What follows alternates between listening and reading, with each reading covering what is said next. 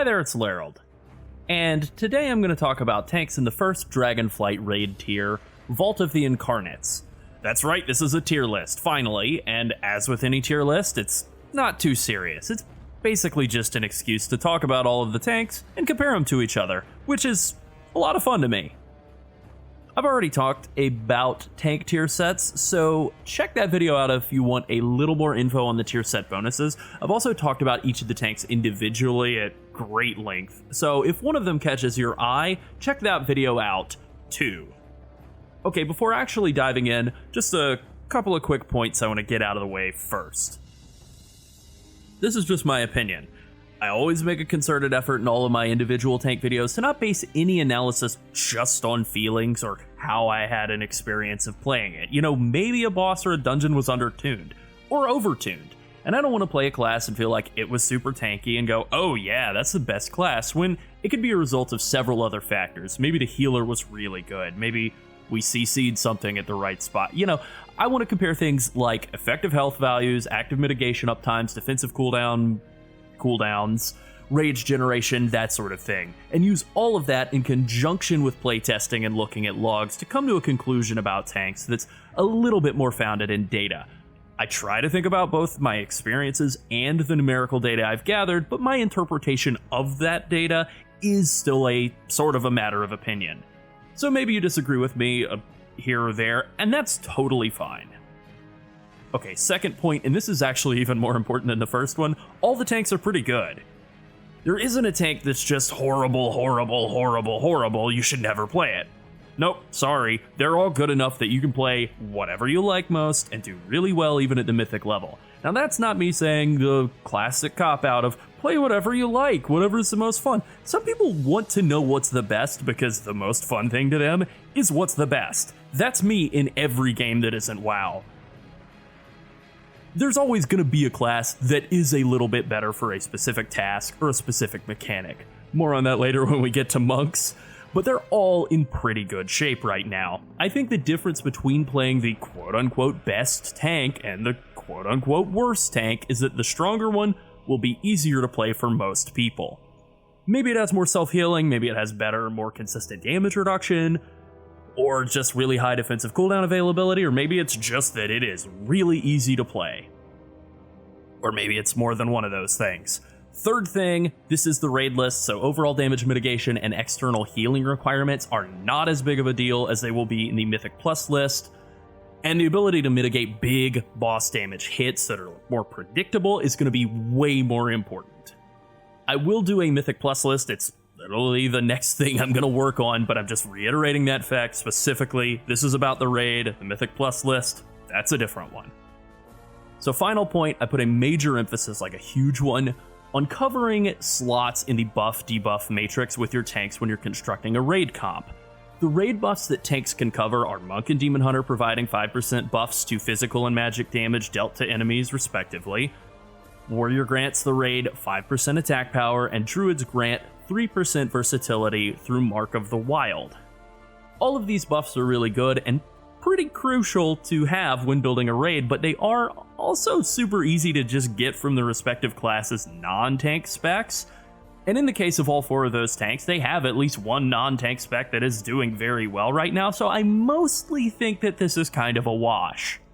It's important to consider that this is going to be important as a determining factor for like which tank I choose to play in progression, but not necessarily something that is going to affect everybody equally. It's super specific to everyone's raid group, whether you're just like pugging with, you know, strangers and then you're just putting together a group and oh, there's a mage, gotta bring him in, or if you're playing with a set group and you have 3 warriors, okay, maybe you don't want to play a warrior. It's definitely not as big of a determining factor across the board, and it's not really like that important for considering the tanks against each other as much as, say, their ability to mitigate damage or the availability of their defensive cooldowns. Just something to not forget. Alright, that's enough stalling. Let's get into the tier list and go class by class, starting with DK. Blood DKs are in great shape. They recently got a decent sized nerf to their Death Strike healing, about 8%, which still puts them way out in front of the rest of the tanks in terms of their ability to control their own destiny, their own survival. DK has so much more self-healing than any other tank, it's basically playing a different game from the other 5 tanks. At the same time as the Death Strike healing nerfs, Blood also got a 15% overall DPS increase, or thereabouts, so their damage is back to being pretty competitive with the rest of the tanks. The biggest downside to Blood, at least from a numerical perspective, is that none of their damage output is bursty at all. All of DK's damage is sustained spell damage and sustained, physical damage. It's all sustained. Blood DKs have a terrific defensive cooldown toolkit. Anti-Magic Shell is really good for mitigating boss spell casts. The amount of runic power you generate is enough to keep you casting Death Strike at least every 5 seconds, so you're gonna be super tanky all the time. Now for the downside of DK, the first is mobility. It's always mobility. There are some bosses in the raid that require a bit of movement, such as Broodlord Diurna, or Kurog Grim Totem, and Blood DK's lack of mobility there is kind of an issue. DK's mobility skills include walking quickly, and another different form of walking quickly. It's a slow class, and that can kind of be an issue. Now, Death's Advance can be really good for bosses like Sinarth, the spider boss, who tries to push and pull you off of her platform throughout the fight. Being able to just go immune to knockbacks is really good. That's kind of like a silver lining, though. DK's slow movement is generally a problem. Another issue is that the class is pretty heavy on micromanagement. It's not a Wrath of the Lich King Feral Druid, or a Dragonflight Feral Druid for that matter, but it does have 4 different buffs and debuffs you have to maintain at the same time, and 2 resources you need to manage at once, and a huge collection of offensive and defensive cooldowns. And it can all just add up to be a lot. If you use all of your skills effectively, it's really tanky. It's a great class, but it can be a lot to manage, and it's not the most user-friendly class when you're getting started. And I think my last real issue with DK is Death Grip. It's a great skill. There's always at least one fight in a raid where you need to grip some enemies around, but in this raid, it's actually not that useful. The first boss has some adds that you cleave down super quickly, and maybe you could grip them, but most of the other bosses don't have that many adds, or their adds aren't grippable. The only bosses that stand out as having mass grippable adds, in my mind, are the side platforms on Dathia Ascended, which are full of caster mobs you can pull together so your kill squad can AoE them down. That's one part of one fight where Death Grip is really good, and so Gorfiend's Grasp and Abomination Limb are good there too. And it's something you can kind of do the same thing with, like using Ring of Peace or a Typhoon or a DPS DK's Abomination Limb. Gorfiend's Grasp is better than all of those. It's always better than other knockbacks for gathering up adds, but this raid is probably the biggest example I can think of since Castle Nathria, at least, where having a Blood DK's AoE grips actually isn't all that useful. Okay, it's time to give the class an official ranking, and I want to put it in... I think it's in the B tier. It is a good tank. It's pretty great at staying alive. It has a good toolkit, and it has some good group utility in the form of Anti-Magic Zone, which is good on some fights.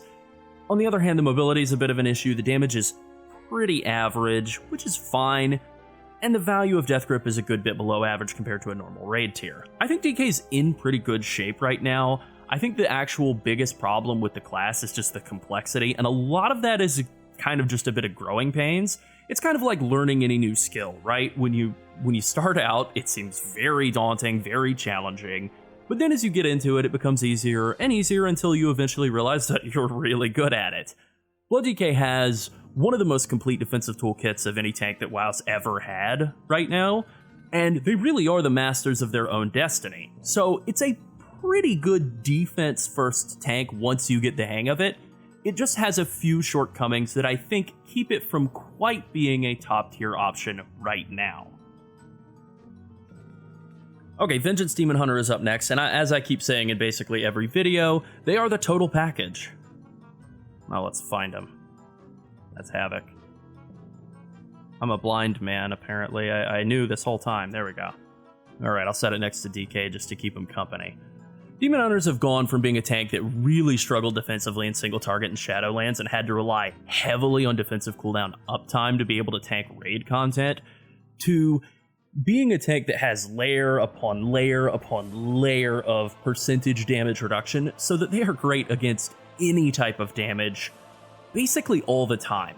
Frailty is the main Vengeance Demon Hunter mechanic now. It grants you 4% damage, 4% damage reduction, and 8% leech against enemies per stack, and it lasts for 6 seconds.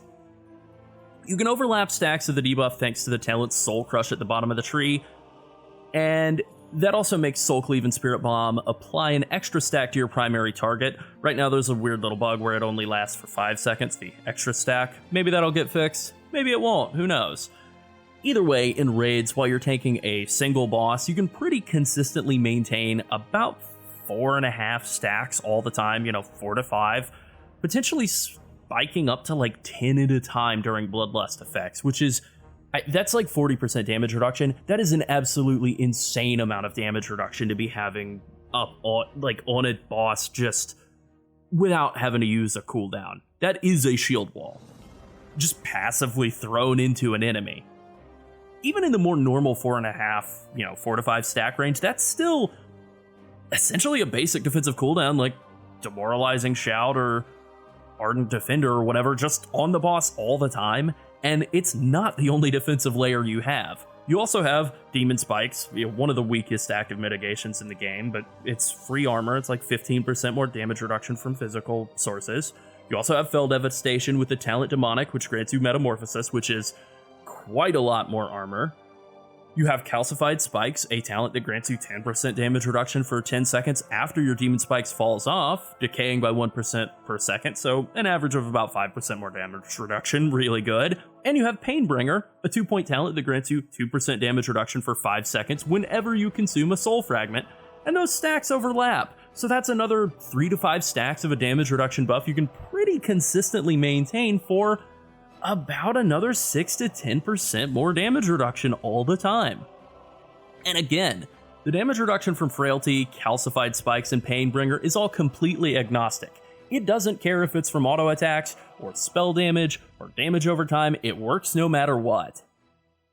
I wasn't really planning to talk about tier sets since I already did that, but the Demon Hunter 4-piece is a 15% damage reduction debuff that has about 30% uptime in single target too, so I just want to layer that in as well. The amount of defensive layers that this class has is crazy. But also it means that they're one of the most nerf-resistant specs in the game. Their power isn't tied up in a single spell that Blizzard can nerf and then poof, the class is dead. If Blizzard nerfed Calcified Spikes or Painbringer, Vengeance is still completely fine. They nerfed like one tiny piece of one part of the kit. The class did get a decent sized nerf recently to their burst damage potential, but they also received a small base damage and defensive buff at the same time. I don't entirely know why. It was already extremely tanky. I'm not going to complain about getting a defensive buff, but it is weird. Even after the nerf, the class still deals a lot of damage, and it still has the self-healing and mobility it has always been known for. In fact, with the right talent setup and an evoker in your raid, you can get your Infernal Strike cooldown all the way to around 8 seconds, which is absurd for that level of mobility. The playstyle is pretty simple compared to most of the other tanks, and I would consider that a pretty big positive. It's very easy to just pick up and play a Demon Hunter. There's always going to be a level of pressure on tanks that other roles just don't have to deal with. You're being auto-attacked. Your survival is pretty important to the group's success. But I absolutely think that Demon Hunters are one of the best tanks at turning that particular bit of difficulty down. A simple tank makes things a lot less stressful, which makes the game easier. There's not really a lot to go over when it comes to downsides either. You don't have a huge defensive cooldown toolkit, that's probably the biggest issue. You have pretty good baseline mitigation from your rotation, you have a couple of decent defensive cooldowns, and you have a cheat death talent if you need it, but you don't really have any sort of cooldown reduction for your defensive cooldowns, and that's probably the big problem with the class. In terms of group utility, you don't bring that much either. You provide the magic damage taken debuff, which is vital, but Havoc Demon Hunters are insanely good right now and very popular, so they can bring that as well. You can pick up Darkness, which is an okay raid defensive cooldown.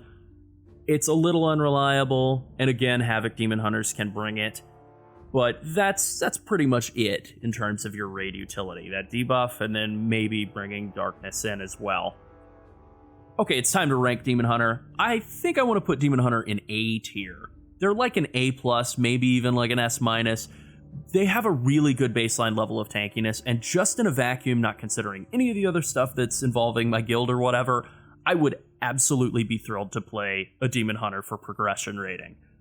It's really fun, it's really good. My only issues with the class, it really is just the defensive cooldowns and I guess the raid utility.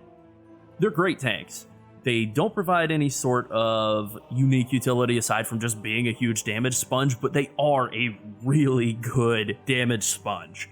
The class is just so good at dealing with boss mechanics thanks to the insane mobility. It's so easy to play, and I highly recommend playing it. It might be the most fun tank to me too. That's a highly competitive opinion even in my own mind, but Demon Hunters are definitely a front runner there. So, great tank, would play, love playing it, A+ tier. I think that's right where they fall. Okay, now let's move on to the class that I think basically is the reason that Vengeance Demon Hunter falls just out of the S tier there. Bear Druids. A little over a week ago, Bear Druids were buffed to the moon. I even put out a video with that as the title. They got a 50% damage aura buff to all of the bear skills. Rage of the Sleeper had its cooldown reduced from 90 seconds to 60. It got a 25% leech bonus and a 15% damage bonus thrown onto it. Tooth and Claw now makes Empowered Maul procs cost 0 rage, and after the Wildfire, the not really very good talent that made you do an 8-yard radius AoE heal after you'd spend 200 rage, has had its radius increased to 12 yards and its healing quadrupled. So between After the Wildfire and Ursoc's Guidance, the talent that makes spending rage reduce the remaining cooldown of our Incarnation, Bear Druids are the biggest rage spending spec the game has ever seen. I think they're ahead of Prot Warrior, definitely. I think they're ahead of all the, Fury and Arms as well. BFA Prot Warriors trying to fuel the anger management rage loop are, they have nothing on the state of Bear Druids right now. In normal raid gear, my After the Wildfire heals are consistently hitting for 75k per target in AoE, 150k crits.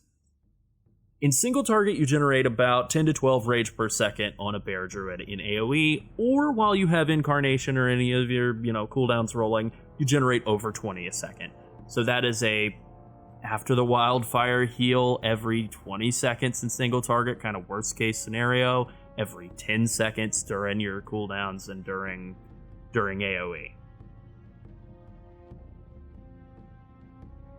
If you talent into all the balanced Druid line in the class tree and get the extra 3 yards of range on all your abilities, that apparently does bump After the Wildfire out to 15 yards as well. It's pretty hard to test, but that is my understanding, I think. I'm willing to say that I might be wrong on that one. Either way, Bear Druids can now get Rage of the Sleeper on a 1-minute cooldown, Incarnation on a 90 to 120 second cooldown. They do 5,000 to 8,000 group healing per second per target within 15 yards, and they get Maul procs every 8 to 10 seconds that give you a free Maul that deals about 40,000 damage and makes the enemy do 15% less damage to you for the next 6 seconds.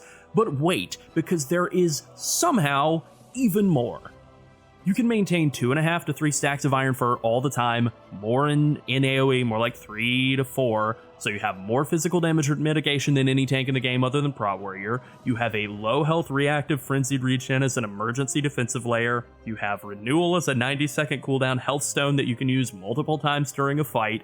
You can talent into Innervate, and you can take Nature's Vigil, which heals a nearby ally for 20% of all your single target damage for 30 seconds on a 90-second cooldown. And all of your dot damage, which is the bulk of your damage, counts as single target damage. Even stuff that's applied by Thrash. AoEs, do a dot, that counts as single target. You also have Stampeding Roar, Mark of the Wild, and Battle Res, although that's not really that great for a tank to do in raid. Also, Bear Druid has the best tier set by a mile. The main thing here is the tankiness, the cooldown availability, which is very high, and both the self-healing, which is good, and the raid healing from after the wildfire, which is insane. Now for the downside. The main downside, honestly, is that players are overreacting to how good Bear Druid is now, or maybe they're not overreacting, maybe it's just reacting, because it is really good. They're soy-facing and saying poggers and all that stuff, so it may get nerfed. If after the wildfire does catch a nerf, Bear's raid utility will probably take a decent little step back. It's still super tanky, and the rest of their utility toolkit is still really good, but that is the star of the show in terms of what they bring to a group, and losing that would be pretty tough. But that would basically require setting it all the way back to what it was before, and I don't think that Blizzard's going to be willing to do that. Even if they nerf the healing by 50%, or maybe they soft capped it at 5 targets, or made it hit the Druid for like quite a lot more, and then splashed everybody else for half value or 25 or 30. I don't want to give them any bad ideas. Disregard. I still think it would be a class worth running, and I actually still think it would be really, really strong. So, yeah, I'm gonna do it. I stand by it. I think that Bear Druid is the best raid tank in the game right now. Worst to first, they did it somehow. S tier. This is easily the ranking I feel the shakiest on, and it's not because I haven't done my homework. I know with absolute certainty and have tons of supporting data that Bear Druid is extremely tanky right now. They generate tons of rage. They get tons of cooldown reduction and healing value out of that rage generation, and also tons of iron for uptime. So they provide incredible group utility with all of that healing. It's also pretty easy to play for the most part. The only thing that's really challenging about it is literally just hitting Iron Fur fast enough when you have your cooldowns going to burn up all the rage that you're generating. It has a lot of keybinds if you include the stuff that's outside of Bear form like Dash and Innervate, but the list of actual rotational skills and defensive cooldowns is not very long. It's a pretty easy class to just log in and start tanking, and that's great. What I don't know and can't know is what Blizzard will do next. Maybe it's nothing, and Bear Druids reign supreme for the first tier of Dragonflight. Maybe Blizzard cuts their rage generation down and they're not that great anymore. I don't think that's going to happen. I actually think it's a lot more likely that Blizzard leaves them the same or throws a medium-style nerf after the wildfire, leaves the rest of the class untouched, and it's just a A+, S- tank, very comparable to like Demon Hunters, just with a completely different playstyle and toolkit, but I just can't know. Things could change, they definitely will at some point, that's inevitable. It's just a matter of whether it's like this week, or next month, or July of next year. Who knows? Anyways, for now, S tier. Brewmaster Monks are up next. They are a really fast-paced, active, engaging tank that can deal huge amounts of damage. And I don't mean like lots of damage for a tank. I mean I torched several of our DPS on fights like Primal Council during raid testing. I think I beat 5 of our DPS on a recent farm re-kill of Lords of Dread and Sepulchre, the first ones. Brewmaster Monk is basically just a damage dealer in the body of a tank, and it has all the normal tankiness that it always had. It's not giving literally any of that up. In fact, it's tankier than usual at the start of an expansion. It also just does buttloads of damage now too. This is really good, but it's also a lot to manage, and this has made Brewmasters complicated. You are essentially doing 2 jobs at once, kind of playing 2 classes at once, and that is hard to do when one of those jobs, one of those classes, is fighting for your life. It's really, really strong once you master it, but even the difference between being good and great is very significant. Here's an example. Exploding Keg is one of your major offensive cooldowns. It does a ton of damage. To use some real-world training dummy examples, it does about 30,000 damage. In AoE, that's 30,000 per target, which is great. So a good Brewmaster Monk who's hitting Exploding Keg on cooldown is going to get about 30,000 damage out of it every minute in AoE. That's really good.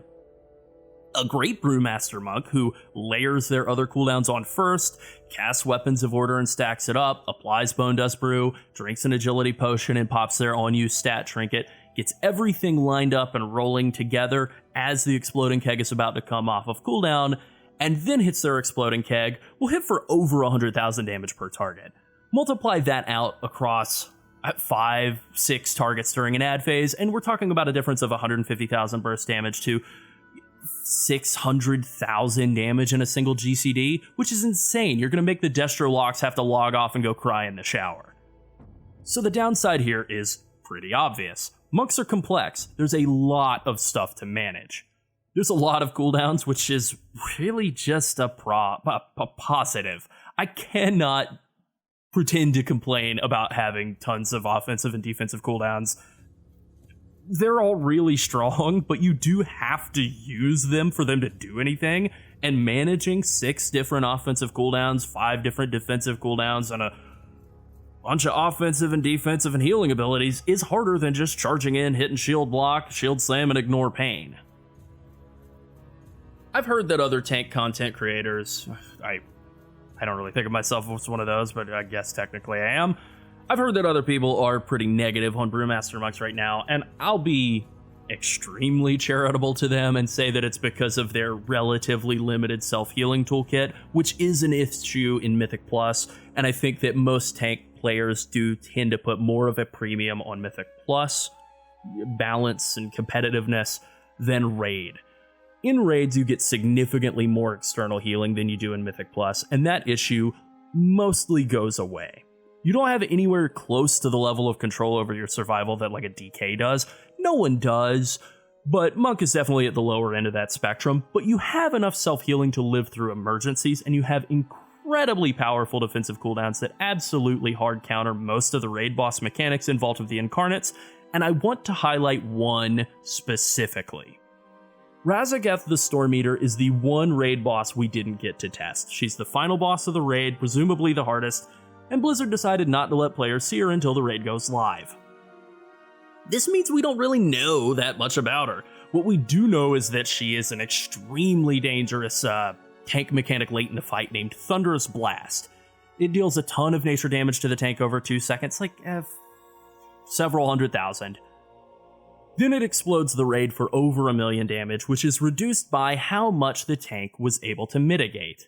And then it debuffs the tank for 55 seconds, making them take double damage from auto attacks. So presumably it is a minute-long tank swap. She casts it about every minute, so you would be eating one of those Thunderous Blasts every 2 minutes. This means that Brewmaster would be able to have Diffuse Magic and Celestial Brew up for every single one. Arguably even Dampen Harm as well, but considering how many cooldowns do you really need for one mechanic, I think that Diffuse and Celestial Brew do the job well enough. Because this is a final boss and a major raid damage mechanic, Brewmaster's ability to fully mitigate that mechanic with Celestial Brew and another defensive layered over the top of it is a massive advantage that absolutely no other tank possesses. Warrior can't do it. Druid definitely can't do it. Even DK can't do it. Maybe Paladin can spell ward one cast, but maybe it pierces immunities. There's no way to know for sure until we experience it, but we can say with a really high degree of certainty that Monk has a massive advantage over the field for dealing with that mechanic. Massive. It's only one mechanic in an entire raid tier, but it is the ultimate major tank mechanic of the entire tier, and that counts for a lot.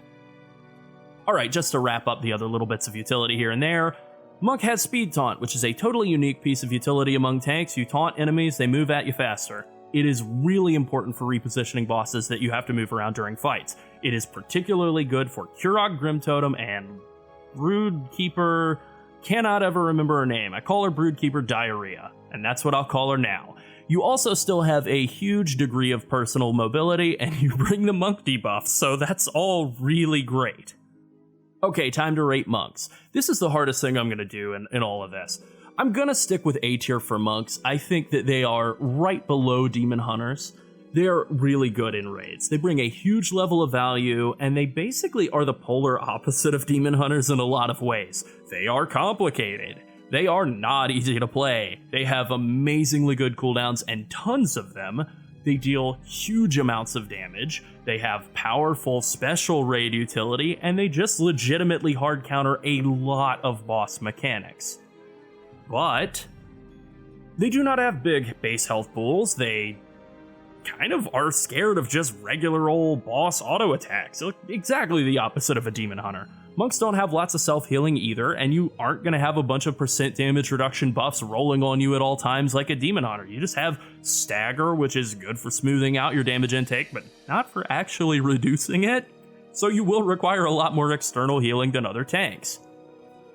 You'll have an easier time surviving big boss hits if you use Celestial Brew effectively than literally any other tank, but the auto attack damage in between is actually kind of scary.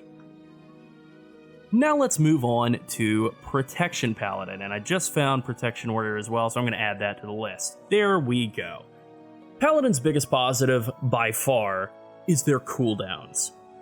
Paladin is in a bit of the same spot I think I would say that Vengeance Demon Hunters were for the back half of Shadowlands. The class is not highly regarded by the majority of players, and for kind of obvious reasons. Their damage in AoE is pretty good, but in single target it's not. The class's power, both offensively and defensively, scales a lot with target count, and in raids you're usually just fighting one or two enemies at a time. Maybe a handful of ads spawn in here and there, but that's more occasional. It's not like you're fighting thousands of dudes all the time in raids. And that means you don't ever really reach your potential on a pally, both in terms of damage output or damage mitigation. Instead, pally relies pretty heavily on cooldown reduction for their major offensive and defensive cooldowns, and they have a pretty amazing one in Sentinel, the new talent that replaces Wings. It keeps the damage bonus and all the good offensive and self-healing stuff, but also adds a 30% damage reduction and bonus health buff that slowly fades while it's active. I can pretty easily maintain about 50 to 55% uptime on Sentinel on a training dummy, which is really amazing considering how strong it is. And you have other defensive cooldowns from your talent tree like Eye of Tyr making a comeback from Legion, Ardent Defender, Final Stand, and even Moment of Glory, although that is a much stronger cooldown in AoE than single target. You basically have the ability to have some sort of major defensive cooldown basically up all the time. That is really good. You also bring some really good raid utility in the form of Blessing of Spell Warding and Lay on Hands, and as I just mentioned, Final Stand, which can't always be used to immune boss mechanics, but sometimes it can, and it's pretty amazing in those circumstances. It's hard to beat total damage and mechanical immunity. Now for the clear downsides, and I've kind of already mentioned them, but the main one is just the damage. In single target, your damage output is pretty low. You can deal a good bit of burst damage during Wings, especially if you take Avenging Wrath, Might, instead of Sentinel for an extra 20% crit chance during Wings, but you will deal pretty mediocre damage outside of your Wings windows. Another really frustrating downside that I know a lot of players hate is the removal of Holy Power from Avenger's Shield. I can't really say anything positive about this, to be honest. There's no way to spin it in a positive light.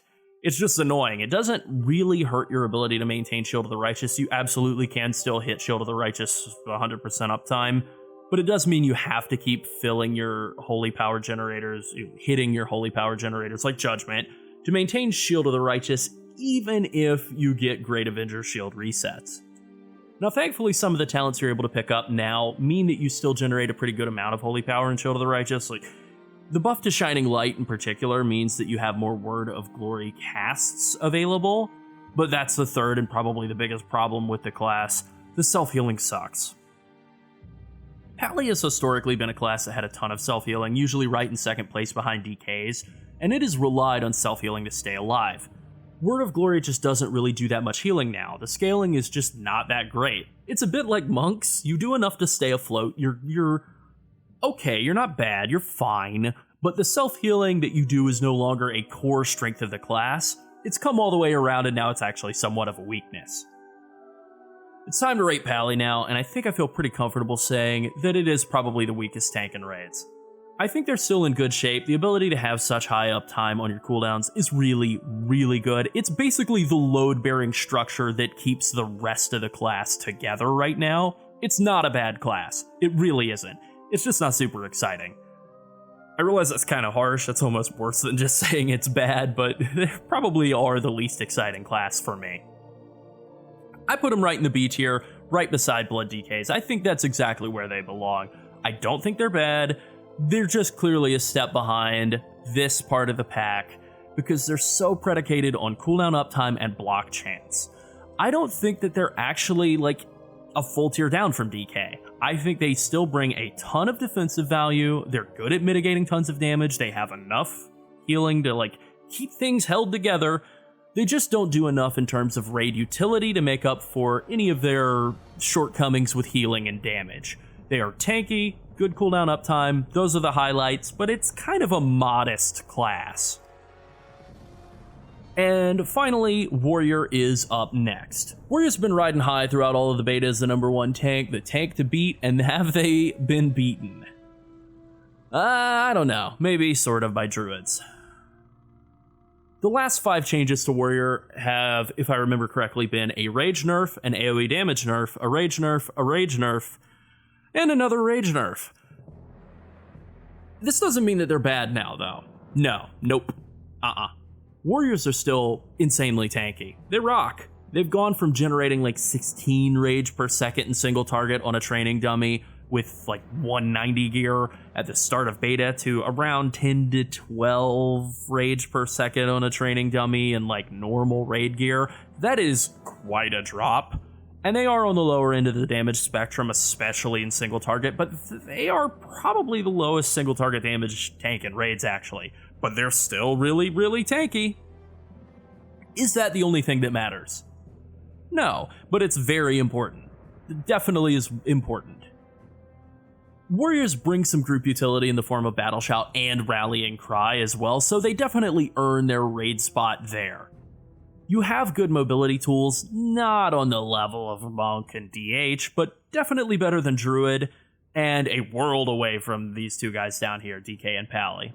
It's also just a very simple class. I got into a bit of an argument with someone recently who was disagreeing with me about this. They were saying that I was underselling Warrior in terms of its complexity, but no, I'm sorry, no.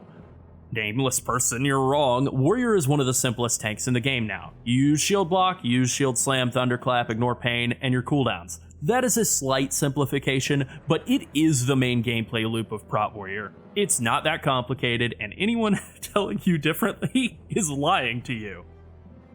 DK has twice as many cooldowns as Warrior. Monk has a lot more than that. Both DK and Monk have way more rotational skills than Warrior do too. Druid has more keybinds, especially once you factor in other forms and use utility skills like Typhoon and Innervate. Paladin has more rotational skills, more cooldowns, and more utility skills like Blessings and Lay on Hands. Warrior probably has a little bit more like offensive cooldown complexity than Druid. You know, you pretty much just have Incarn and Rage of the Sleeper. That's maybe the one thing where I would say, yeah, okay, whatever. But I still think that Warrior along with Demon Hunter is probably one of the, it's the two simple classes, at least of tanks, in Dragonflight. What constitutes a simple class has gotten a lot more complicated in this expansion. I definitely agree with that.